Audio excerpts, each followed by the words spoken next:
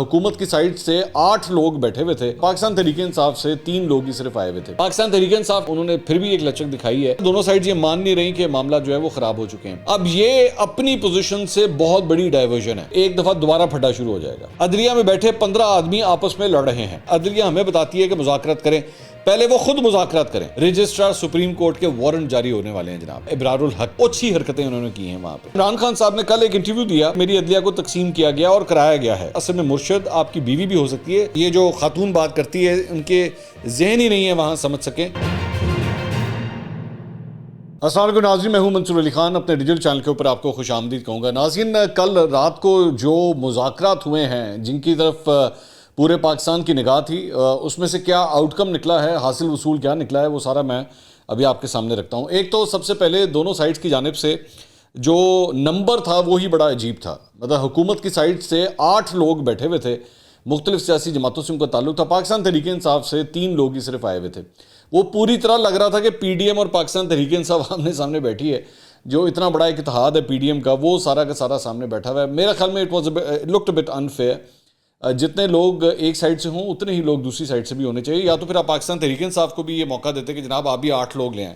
So I think یہ ذرا تھوڑی سی خیر زیادتی ویژولی آپٹکلی میرے خیال میں آپٹکس بڑے خراب تھے اس چیز کے۔ بہرحال اچھا، سب سے پہلے تو جناب چیئرمین سینٹ کی جانب سے جو ہے دونوں سائڈز کے لیے عشائیے کا انتظام کیا گیا تھا، تو پہلے عشائیہ ہوا، اس کے بعد بڑی دیر تک آپس میں یہ بیٹھے رہے، تقریباً پھر 11:30 سوا 11 ساڑھے 11 تک یہ لوگ باہر آئے اور اس کے بعد میڈیا سے گفتگو کی۔ حکومت کی سائڈ سے جو ہے وہاں پہ اسحاق ڈار صاحب نے گفتگو کی، اور ظاہری بات ہے امپریشن یہی دیا گیا کہ جی بہت اچھے مذاکرات ہوئے ہیں، بڑے زبردست ہم نے ماحول اپنے اکٹھے گزارا ہے۔ اتنا رکھ رکھاؤ ویسے ہوتا ہے، 2-3 گھنٹے آپ نے ایک کمرے میں اکٹھے بیٹھ کے گزارے ہوں تو باہر جا کے آپ گالیاں نہیں دینا شروع کر دیتے، عزت لحاظ کے ساتھ ہی بات کرتے ہیں، میچور پولیٹیشنز ہیں سب کے سب جو بیٹھے ہوئے تھے وہاں پہ۔ اس کے بعد پاکستان تحریک انصاف کی جانب سے شاہ محمود قریشی صاحب جو ہیں انہوں نے بعد میں میڈیا سے گفتگو کی۔ انٹرسٹنگلی جب وہ گفتگو انہوں نے پوری اپنی جو ہے نا ایک سٹیٹمنٹ پڑھی، انہوں نے کافی حد تک ایکسٹمپور تھی، لیکن بعد میں جیسی ان کی سٹیٹمنٹ ختم ہوئی انہوں نے سوال کوئی نہیں لیے، بغیر سوال لیے جو ہے مڑ کے وہ چلے گئے۔ شاید اس کی بہت بڑی وجہ یہ تھی کہ وہ کوئی ایسا سوال لینا نہیں چاہتے تھے کہ جس کی وجہ سے یہ عمل جو ہے وہ ڈسٹرب ہو، یا اس طرح کی یہ فیلنگ آئے کہ جناب کوئی روڈ بلاکس ہیں۔ لیکن اب تک جو گفتگو دونوں سائڈ کی جانب سے ہوئی ہے اس میں ایک بات جو سامنے آئی ہے وہ یہ ہے کہ پاکستان تحریک انصاف اس بات کے اوپر آمادہ ہو چکی ہے کہ جناب الیکشن ایک ہی دن ہونے چاہیے، تو باقی چیزوں کے اوپر کہیں پہ بھی اتفاق نہیں ہو سکا۔ باقی مثال کے طور پہ جس طرح عمران خان صاحب یا پی ٹی آئی یہ کہتی ہے کہ جی 14 مئی سے پہلے آپ اسمبلیاں تحلیل کریں، حکومت نے یہ بات نہیں مانی۔ انہوں نے کہا کہ جناب آپ جو ہے اگر ایک دن الیکشن کرانا چاہتے ہیں تو ابھی یہ اسمبلیاں توڑے تاکہ اس کے بعد ہم ایک دن الیکشن کرا سکیں، اور جس کے اندر اسمبلیاں توڑنے میں قومی اسمبلی، بلوچستان اسمبلی اور سندھ کی اسمبلی شامل ہے، حکومت اس سائڈ کے اوپر نہیں مانی، تو یہاں سے معاملہ جو ہے وہ خراب ہو گئے۔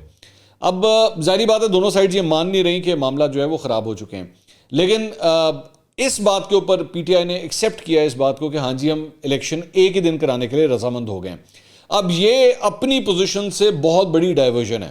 مثال کے طور پہ آپ نے جب یہ اسمبلیاں توڑی تھیں، عمران خان صاحب نے جب پنجاب اور کے پی کی اسمبلیاں توڑی تھیں تو اس نظریے سے تو نہیں توڑی تھی کہ جناب الیکشن جو ہے وہ ایک ہی دن ہونے چاہیے، ان کا تو مقصد یہ تھا کہ الیکشن 90 دن کے اندر اندر ہونے چاہیے، اور وہ ڈیٹ بنتی ہے پنجاب کی 14 مئی جو سپریم کورٹ آلریڈی اناؤنس کر چکی ہے۔ تو اب یہ لوگ اپنی اس پوزیشن سے ڈیویٹ کرنے کے لیے تیار ہیں۔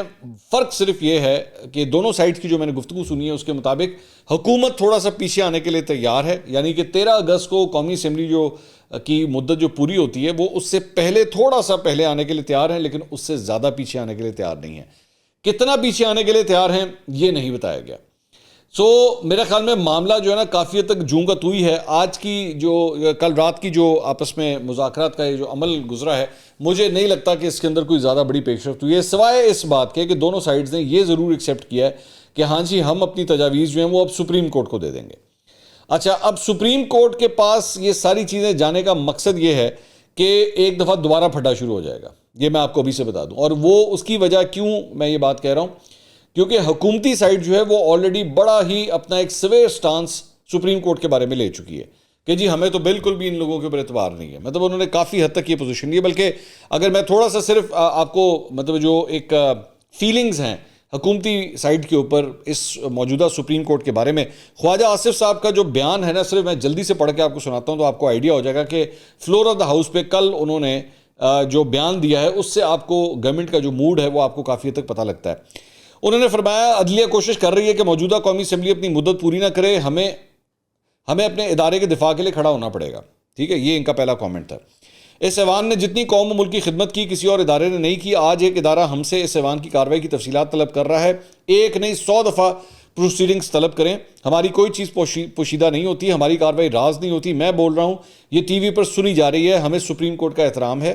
میری اسپیکر سے درخواست ہے کہ وہ بطور custodian of the house supreme court کو خط لکھیں اور اس کارروائی کی تفصیلات طلب کریں. یہ ہمارا حق ہے. یہ ادارہ آئین اور عوام کی بالادستی کا علم بردار ہے، اس کا محافظ ہے. اب آگے ذرا سنیے گا. عدلیہ میں بیٹھے 15 آدمی آپس میں لڑ رہے ہیں. 15 آدمیوں میں سلوک نہیں ہے. ہمیں مذاکرات کرنے کے لیے کہا جا رہا ہے. ہم مذاکرات کر رہے ہیں. عدلیہ ہمیں بتاتی ہے کہ مذاکرات کریں. پہلے وہ خود مذاکرات کریں. پہلے اپنی تو بیٹھ کر اندر پنچایت لگائیں، اس کے بعد ہمیں ہدایت جاری کریں. مذاکرات، پنچایت، محفلیں لگانا یا ہدایات دینا سپریم کورٹ کا کام نہیں ہے. آئین کے تحت ان کے فرائض میں کہیں نہیں لکھا ہوا کہ وہ پنچایت لگائیں گے. جس طرح آج ہو رہا ہے ہمیں اپنے ادارے کا دفاع کرنا پڑے گا. ایک سیاسی پارٹی کو پہلے 2018 میں سہولت کار ملے، انہیں اب پھر سہولت کار مل گئے ہیں. ایوان میں بیٹھے ارکان کا فرض بنتا ہے کہ وہ اس سہولت کاری کے آگے دیوار بن جائیں. یہ وزیر اعظموں کی گردنیں لینے کا رواج ختم ہونا چاہیے. ذوالفقار علی بھٹو کو انہوں نے پھانسی دی. 2 وزرائے اعظم کو نمائندگی کے حق سے محروم کیا. نواز شریف کو تاحیات نااہل کر دیا گیا. ہمیں اپنے وزیر اعظم کا تحفظ کرنا چاہیے. ہمیں چاہیے کہ اپنے اختلافات بھلا کر اس کا تحفظ کریں، وہ کسی بھی جماعت کا ہو. ہمیں اپنے ادارے کے وقار کے لیے یہ سیاسی جنگ لڑنی پڑے گی. اب آپ کو اس بات سے آئیڈیا ہو رہا ہے کہ حکومت کے اندر جو ہے وہ سپریم کورٹ کے بارے میں یا چیف جسٹس کے بارے میں جو ہے وہ کیا خیالات اس وقت ذہن میں ہیں. اس لیے اگر یہ ساری چیز اس سائڈ کے اوپر جا رہی ہے نا، تو میری نظر میں مجھے ابھی تک اس پورے مذاکراتی عمل سے کوئی بھی حاصل وصول نظر نہیں آتا. اور شیخ رشید اور خواجہ آصف صاحب کی جو باتیں ہیں نا، جو اس مذاکرات کے عمل سے پہلے شروع ہوئی تھیں، وہ اب ایک ریالٹی لگ رہی ہیں کہ واقعی یہ مذاکرات کسی سائڈ کے اوپر نہیں جا رہے.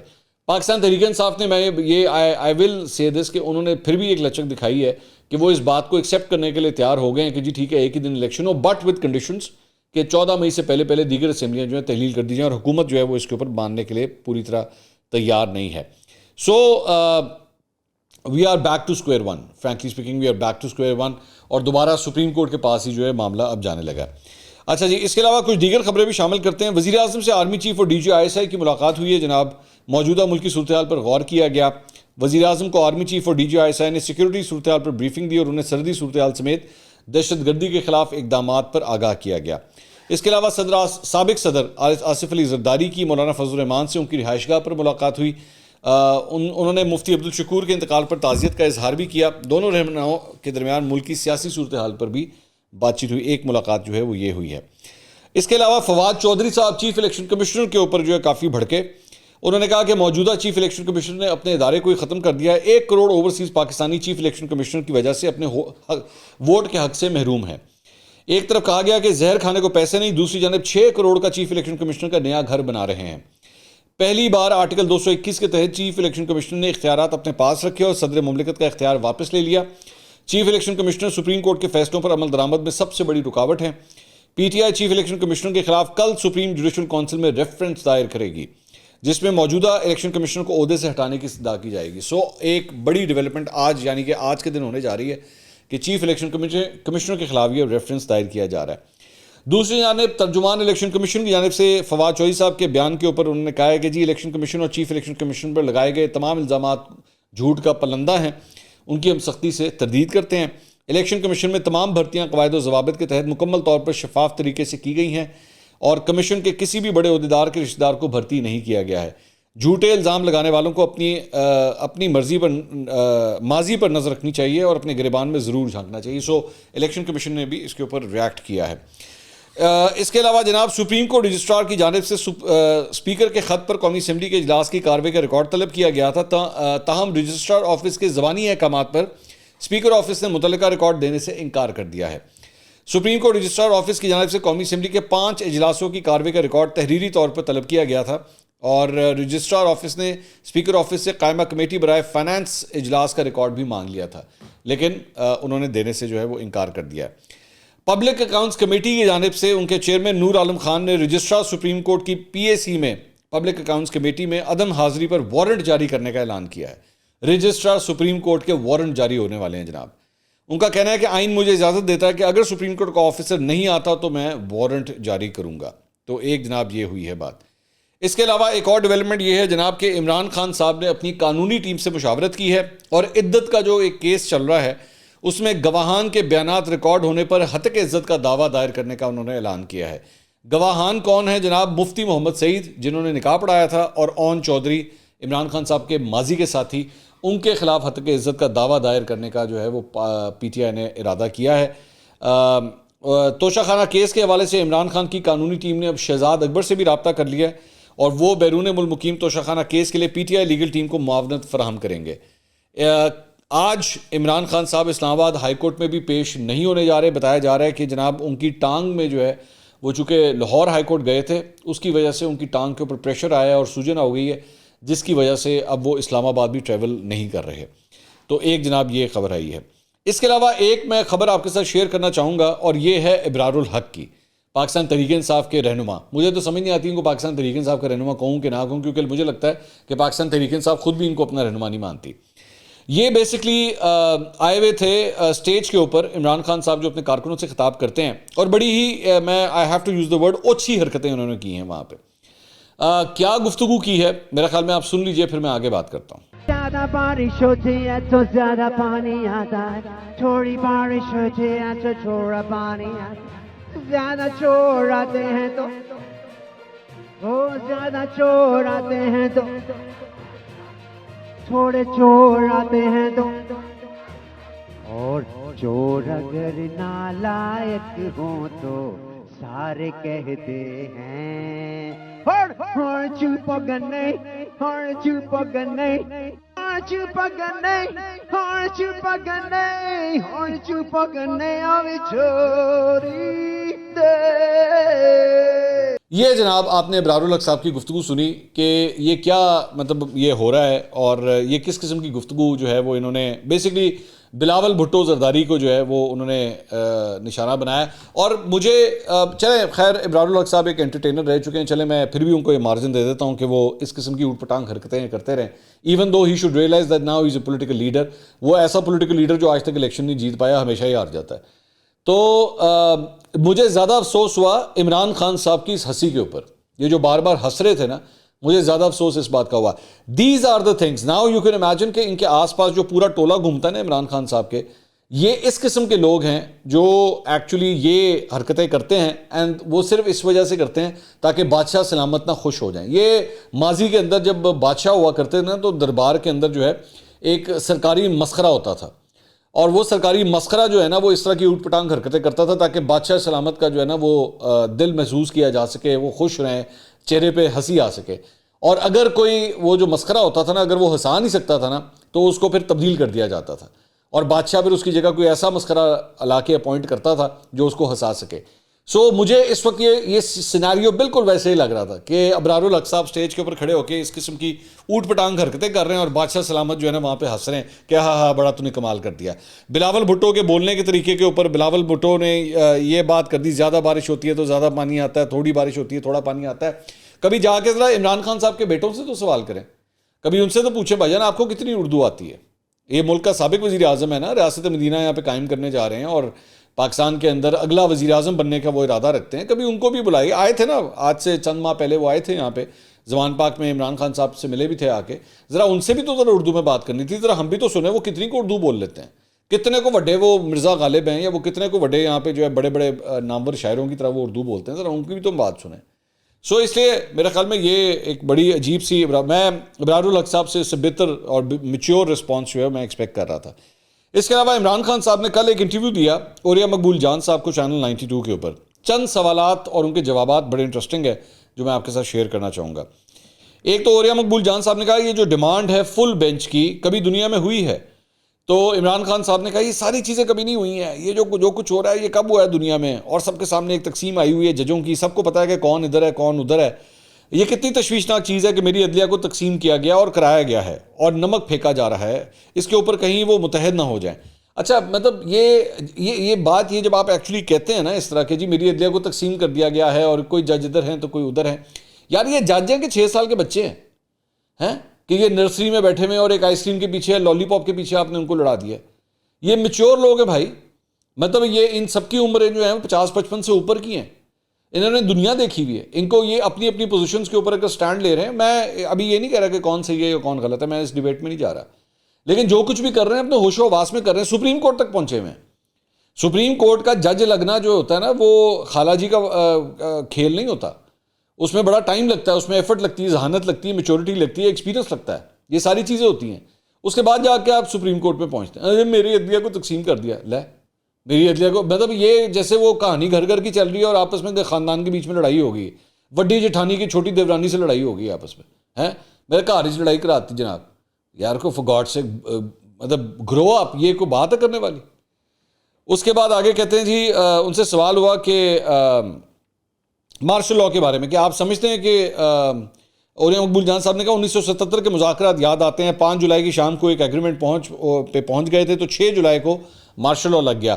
کیا آپ سمجھتے ہیں کہ ان میں کوئی بدنیتی موجود ہے, شاید کوئی اس طرح کا طالع آزما آ جائے؟ تو عمران خان صاحب کہتے ہیں ملٹری ٹیک اوور یعنی مارشل لاء. میں سمجھتا ہوں کہ اگر آپ نے پاکستان کو تباہ کرنا ہے تو یہ کر دیں. اگر آپ یہ کریں گے تو آپ کو کسی دشمن کی ضرورت نہیں ہے, مارشل لاء لگا دیں گے تو ملک کا ویسے ہی بیڑا غرق ہو جائے گا. 2018 میں بھی کچھ ایسی صورتحال ہوئی تھی, صرف فرق یہ ہے اسے ہائیبرڈ نظام کہتے ہیں, مارشل لاء نہیں کہتے. سو آپ ہائیبرڈ نظام کے حق میں ہیں, مارشل لاء کے خلاف ہیں. اچھا اس کے بعد ان سے سوال ہوا جی کہ مارشل لاء کے بارے میں کہ ناممکن نظر نہیں آ رہا. تو انہوں نے کہا کہ اس آدمی چیف الیکشن کمشنر کی بات کر رہے ہیں کہ چیف الیکشن کمشنر نے جس طرح نون لیگ کی مدد کی, دھاندلی کروائی. اس کے بعد اوریا مقبول جان صاحب نے کہا کہ آپ کے زمانے میں آیا تھا, آپ کو اندازہ نہیں تھا. انہوں نے کہا ہمیں یہ باجوہ نے گارنٹی لی ہوئی تھی کہ فکر نہ کریں, مجھے بڑے لوگوں نے کہا کہ آپ نے غلطی کی ہے, ہمیں کیا پتا تھا, ہم سارے ایک پیج پر ہیں, ہمیں کیا پتا تھا کہ تب تک باجوہ فیصلہ کر چکا تھا ہمیں گرانے کا. وہ ادھر سے شروع ہو گیا تھا, یہ پہلا سٹیپ تھا, اس کو لا کے ہمارے خلاف کرنے کا. ای وی ایم مشین پر کام آگے نہیں بڑھنے دیا اس نے, کیونکہ پیچھے باجوہ کنٹرول کر رہا تھا. جنوری 2020 میں سکندر سلطان راجہ صاحب جو ہے وہ چیف الیکشن کمشنر بنے تھے, جنوری 2020 میں. اور آپ نے آپ کے خلاف جو تحریک عدم اعتماد آتی ہے وہ آتی ہے اپریل 2022 میں. تو جنوری 2020 سے لے کے آپ کو یہ سارا کچھ ریئلائز کرنے کے اندر تقریباً 2 سال لگ گئے. 2 سال کے بعد جا کے آپ کو احساس ہوا. اگر آپ اتنے بھولے ہیں تو پھر بھائی آپ کو اتنے بھولے بندے کو نا وزیر اعظم کی سیٹ پہ ویسے نہیں بیٹھنا چاہیے کہ جو مردم شناس نہ ہو. اور آپ کی تو ایک تاریخ ہے, میں اگر تاریخ اٹھا کے دیکھیں تو آپ نے لوگوں کو کتنا پہچانا. جس شخص کو آپ نے پنجاب کا سب سے بڑا ڈاکو کہا, اسی کو آپ نے پاکستان تحریک انصاف کا صدر بنا دیا ہے. تو کتنے کو مردم شناس ہیں آپ. میرے خیال میں اسی بات سے جو ہے وہ آپ کا اندازہ ہو جاتا ہے کہ آپ کی کتنی ایبلٹی ہے کسی کو پہچاننے کی. اس کے بعد ان سے سوال ہوا کہ روس کے حوالے سے, روس اور یوکرین کے حوالے سے. تو انہوں نے کہا کہ میں نے روس جانے سے پہلے صبح باجوہ کو کال کی, میں نے کہا کہ مجھے خطرہ لگ رہا ہے جو حالات چل رہے ہیں, کیا مجھے جانا چاہیے یا نہیں. اچھا یہ بھی آپ جنرل باجوہ سے پوچھ رہے ہیں کہ مجھے جانا چاہیے کہ نہیں, ٹھیک ہے. پھر کہتے ہیں کہ میں ملک کا وزیر اعظم ہوں اور میں جو ہے وہ میں کسی کو آنسریبل نہیں ہوں. لیکن میں سوال آپ خود جنرل باجوہ سے کر رہے ہیں. انہوں نے کہا کہ آپ کو جانا چاہیے, فوج کو بھی ہارڈ ویئر چاہیے تھا, تو یہ تو میرے پیچھے پڑے ہوئے تھے. فورن آفس نے بھی کہا تو میں تو ملک کے لیے گیا تھا. باجوہ نے امریکیوں کو کچھ اور پڑھایا کہ عمران خان اکیلا چلا گیا, کیونکہ جو سائفر تھا باجوہ نے ان کو میرے خلاف کیا تھا, حسین حقانی کو ہائر کر کے اور اپنی ایکسٹینشن کے لابینگ کر رہا تھا وہاں. اور اب تو یہ واضح ہے, باجوہ نے انتخابات کے معاملے پر بھی ہم سے جھوٹ بولا اور ہمیں لال بتی کے پیچھے لگا دیا کہ میں الیکشن کراتا ہوں.